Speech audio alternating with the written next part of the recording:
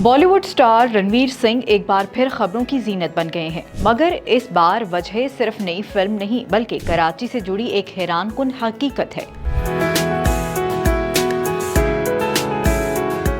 Film धुरंधर में रणवीर सिंह एक भारतीय खुफिया एजेंट जसकरीत सिंह रंगी का किरदार अदा कर रहे हैं, जो दहशतगर्दी के खिलाफ मिशन पर कराची के इलाके लयारी पहुंचता है। कहानी में वो रोजगार की तलाश में आने वाले एक बलोच के रूप में शहर में दाखिल होता है। दिलचस्प बात यह है कि हकीकी जिंदगी में भी रणवीर सिंह का ताल्लुक एक सिंधी खानदान से है। भारतीय मीडिया के मुताबिक उनका असल नाम रणवीर सिंह बावनाई है और उनके खानदान 1947 के बाद कराची से मुंबई मुंतकिल हुआ था। यूं फिल्म की कहानी किसी हद तक उनकी अपनी खानदानी तारीख से जुड़ी महसूस होती है।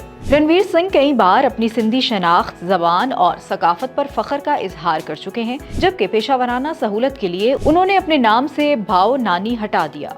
अपडेट्स के लिए देखते रहिए vnews.pk।